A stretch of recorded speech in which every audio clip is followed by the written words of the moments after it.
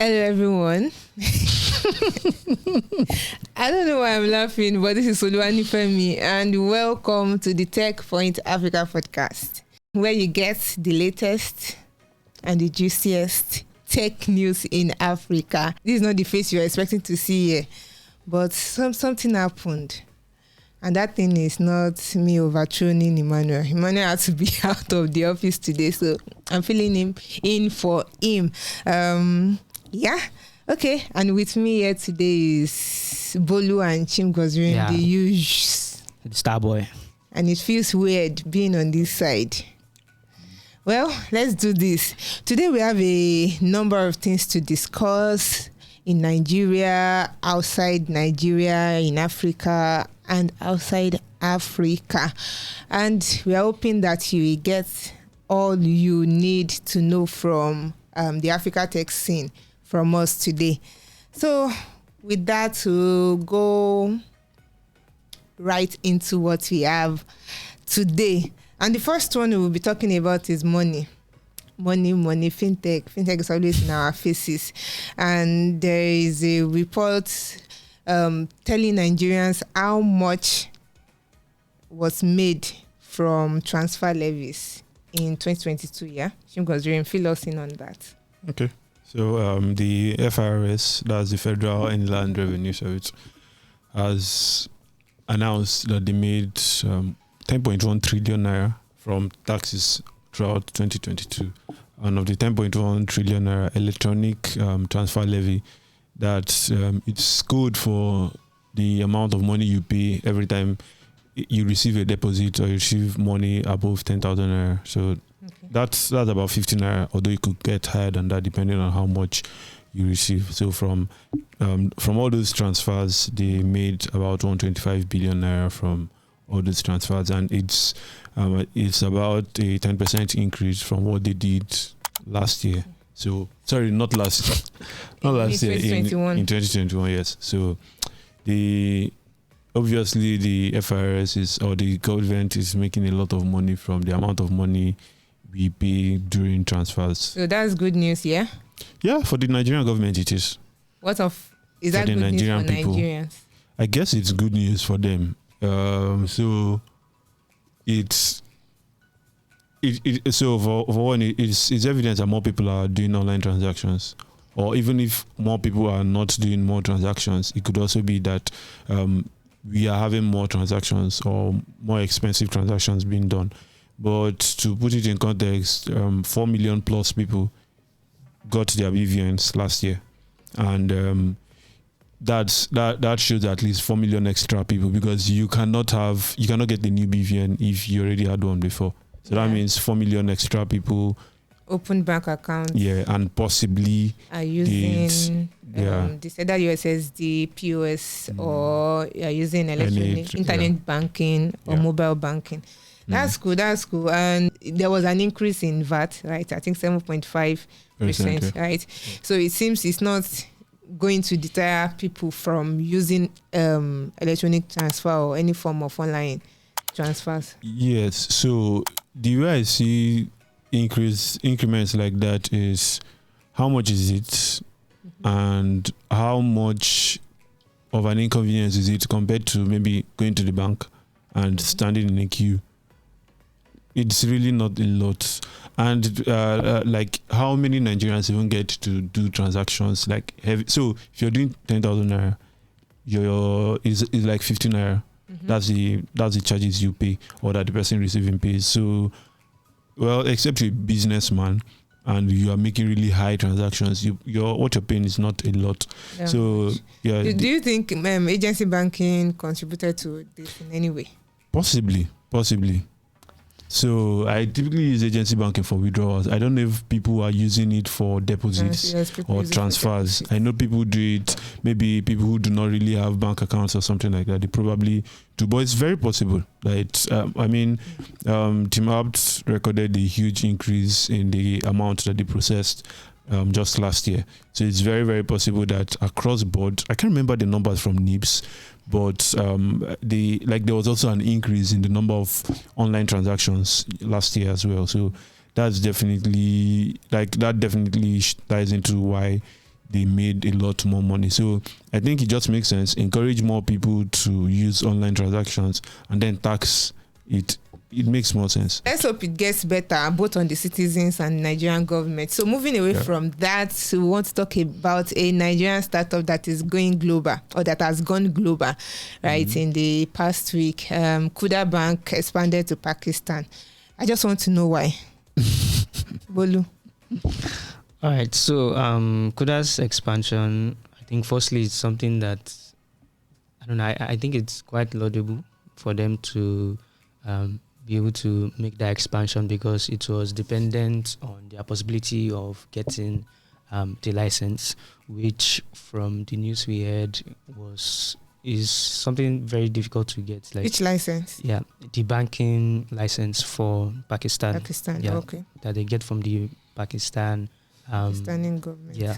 So it was interesting that they were able to get it, because there were even more established commercial banks that were vying for, that license. And I think the license they only gave 5 of them out, right? Yeah. And it's interesting that a Nigerian startup was one of the, a Nigerian fintech was one of the new banks that were able to get it. So, and they were very strategic about how they went about getting it. So they had to partner. They made a partnership with some organizations there in Pakistan, and I think through them, that was how they were able to get that license. So what's the interest in Pakistan? So for me, I think an opportunity presented itself, for them to make that move, right? And a lot of people say you're still facing a lot of backlash here in Nigeria. Yeah, you get and it's normal for startups to get that kind of reaction, because you're expected to be laser focused on a particular market and conquer that market. Yes, and even after their latest raise, I think about $50 million. They said it will be geared towards expanding within Africa. So now they didn't even wait in Africa. The first expansion was not even in Africa. They went all the way to Asia. And it's surprising that, they made that kind of move. But, when you look at it, back and forth, you just see it's clear, because I also got wind of the fact that, they've been making some investments in Pakistan. So maybe they saw the opportunity. Variable market. Yes. Maybe they have a financial inclusion challenge, they do, Nigeria. But even at that, there's still a lot. Because I'm looking at how one is how they will compete in that market with local providers. I think they will be able to compete, because when you look at it, when you look at the whole news, Nigeria actually has some licenses that, Nigeria's, financial space, when you compare it with that of Pakistan, it's a little bit ahead. So I think Kuda Bank has that advantage, because they're already in a place where, again, despite the whole, because Kuda Bank users will probably crucify me for this, but they've been able to at least, let's say, survive here in Nigeria. And then they are surviving in a place where, there's regulatory foresight, when it comes to finance in Nigeria is still kind of good, right? The regulators understand, where the problems are. So Pakistan is just doing those things, right? They are just starting to do those things. So it makes sense that someone that has already done it in a country where they have these regulations in place already, someone that has survived there is now coming to be the pioneer, for an economy or a country where these regulations are now just being put in place, right? So it's going to be, I see it as something that is now going to be like a collaboration between the Pakistani government and Kuda Bank, for example, where Kuda Bank, from what they've seen and witnessed in Nigeria, they can now put the country through. Hopefully. Well, so let's say Kuda Bank is taking its experience from the Nigerian market to Pakistan. So we wish them well. We wish them all the best. We wish them well, but then we also have to consider the fact that while they've managed to survive in Nigeria, it's not as if they've done it in flying colors. I mean, just judging by Kuda Bank making a Twitter post, right? And then you look at the comments, they are always under fire. So how do they want to manage making Nigerian customers happy, and then making, hopefully if they get, hopefully are able to start operations in Pakistan, would they be able to make those ones happy too, or they'll start chopping courses from, on two fronts? So, I wish them all the best. We wish them well, and there are always internal reasons for making huge steps like this. Yeah, a lot of thoughts have to go into it, and of course, a lot of spending we have to go into it, because you have to hire a team and all that. So we wish Kuda the best. From there, we move on to South Africa. Yeah. There's a new development that expects all crypto ads to have a caveat that says what? Okay, so the Advertising Regulatory Board in South Africa now wants crypto ads to show that they want the crypto ads to tell people, the people you are targeting with those crypto ads, tell them that it is possible for you to lose money if you go into crypto. And basically, it should be. Yes, because it's true, right? So, in a nutshell, this board is saying, if you're advertising anything crypto, make it clear what exactly crypto is, make it clear what the risk involved is, make it clear what the consequences is going to be.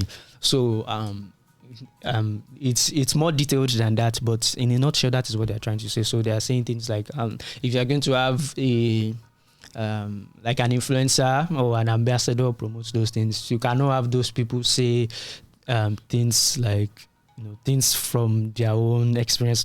Whatever they will be saying has to be factual, right? So because we've seen situations, and it's important for them to do that, because recently we saw in the US where Kim Kardashian made an Instagram post where she was like, "Oh, this coin, this that, is making money," something like that. And then people saw it because she's influential. She has a lot of following. People saw it and they also invested in it, and now they are crying. And then the US government had to say, "Okay, if you are doing anything like that, let us know. Be factual about it. I was paid to do this." Me saying you should do this does not mean it will go well for you. Yes. So I think it's very important, and it wasn't actually. It's important to note that it was not the advertising board that is pushing this. It's actually a crypto exchange called Luno that is pushing this, and it's good that Luno is doing that. But again, I feel Luno is this company. I think they are kind of playing Binance. Binance has a way of always wanting to make peace with regulators, right?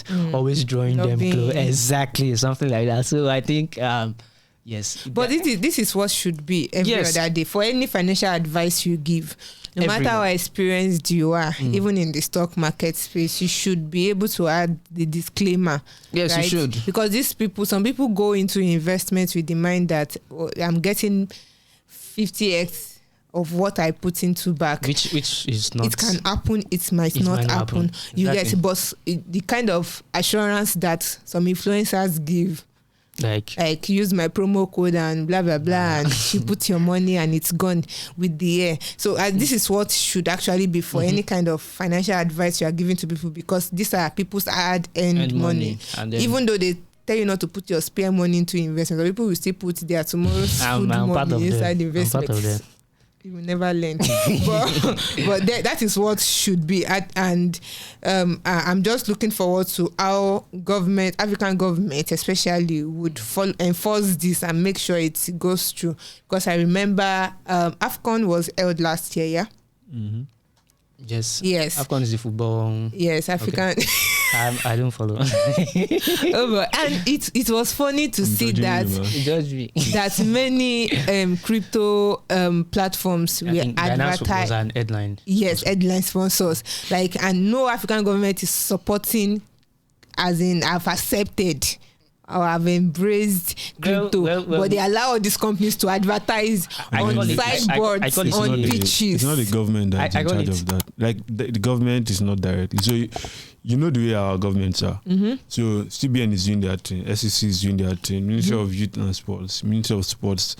Like everybody's doing different things. But it's an African tournament. Yeah, but when I want to apply as a headline sponsor for AFCON, I'm not going to the CBN. I'm going to the Ministry of Sports. So but they should know what is acceptable in that country. What they want is a sponsor. You give them money. They don't care what your CBN is doing. They can't stop them. And when it comes to crypto, African governments and crypto, Nigeria, for example, I define the relationship as love-hate relationship. We'll see them say this today, tomorrow they are saying, maybe it's a good, well, we'll look into it. So it's usually boost. So if you're listening to this, whenever anybody gives you a financial advice, take it with a pinch of salt. Yeah. Right? They're not telling you will get your money back. It's too good to be true. Then it's too good to be true. It's too good to be true. So we move away from that. As the usual is every January of every year, right? You start seeing figures flying all over the place about how much African startups raised in the previous year. It's done all over the world. Different continents have their data, and Africa's data is out. Although there are variations in different figures that different platforms are releasing. But there's an interesting fact in this report, and that is the fact that Kenya is leading other African countries when it comes to debt financing. So, Chigozie, this is what you're going to tell us, right? You're going to tell us what we are used to actually is VC funding, right? For African startups, right? But now debt financing is gaining pace, right? So what is debt financing when it comes to investing in African startups? Thank you for that wonderful question. That's a very good question. Lord, stop it! Like standing like traditional media. But so debt financing, just like the name says, is basically getting a loan from a debt provider. That is that simple. So, with interest, you're going to pay back with interest. Yeah. So, if you want to lend your opinion, why would you think people would go more for debt financing than VC funding in Kenya, actually? Yeah, so it's not just Kenya, right? Kenya leads, but Egypt, I think Egypt is second, then Nigeria and South Africa third and fourth. So debt finance, debt, you know the way debt works. If I get 100 million naira loan from you, the tenure might be 2-3 years, and at the end of 3 years I give you your money with your interest and you leave me, right? But if I give you equity in exchange for a share, if I give you equity in exchange for your money in my company, you're with me for life. So if you begin to move mad tomorrow, it's difficult to kick you away. But if it's debt, I can just say, okay, don't worry, let's just manage this guy for the next 3 years. And the truth is, debt financiers do not care about what happens. They just need their money and their interest. It's that simple. They're not invested in your whatever way you run your company. They don't come. But what of a situation where we've seen companies that don't exactly make profit, or try to make profit or make revenue for some time, right? Will companies like that also would debt financing be good for them? Because you might have to. There are companies where you have to operate for, say you're into biomeds or things like that, or even a company like OpenAI, for example. So OpenAI would definitely not get debt financing, except they get a multi-year debt, which I don't know how that would work. They could get a multi-year debt, but it just doesn't make any sense for the lender, really, because it's a very risky venture. What happens if your AI plans never work? But let's say I'm trying to think of a relief, for example, that builds what they are doing. They build tech that they use to process these palm kernels, and then they use it, process the palm kernels, and then they sell, right? They would need working capital to fund something like that. Yeah. So you can fund them, and then you know that, maybe after a year, they're able to recover their money. So based on this, I can I can get my money back. But if you're a fintech startup that you're a payment processor, right? Why would I give you debt? For what? What do you want to do? So that you can do marketing, right? So I need to be sure. Why are developers? Right? So I need to be sure that just the same way banks will ask you, okay, can I see your projections for the next 1 year? I need to be very, very sure that your projections are grounded in reality. Is there a case where in the future where interest in VC funding will like dwindle so much? I don't see that. I don't see that future. Sounds like dash money. No, it's not. So that's the mentality. That's the mentality people have. It's not.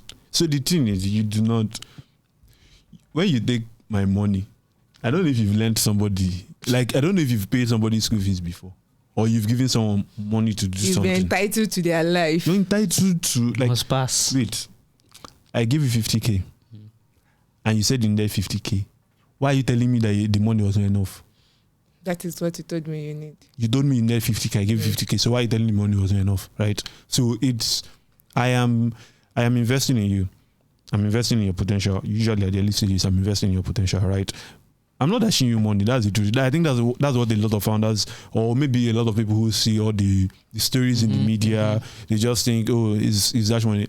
Bro, they never made the use the FTC find you. And I remember before we spent time. Yeah. So we've used a lot of time, and if you need more insight into what these reports are, you can check our website for that. I will drop a link in the description. Thank you for joining us in today's for today's episode, and I would like to inform us of we have 2 new and very new newsletters that are very, very focused. One is focused on the fintech space, and another is focused on the workspace. So there is the workspace. We'll drop a link for both in the description. But the work newsletter is named the Workaholic. You didn't see that coming, yeah? And the other one is FinTech Today. We'll drop a link in the description if you need the latest news and trend on fintech in Africa and in the world as it concerns Africa. If you also want to learn about latest trend in talent acquisition, in employment, in HR, in labor laws, and everything in between, you should also subscribe to the Workaholic. Workaholic. We'll drop a link in the description. Bolu, for the podcast list. Don't worry. For the podcast listeners, where can they get? All right. Yes. For podcast listeners, you can always find us on Google Podcasts, Apple Podcasts, Spotify, Heart Radio, and anywhere else you get your podcasts. Thank you for sticking with us. And we say our bye. Bye.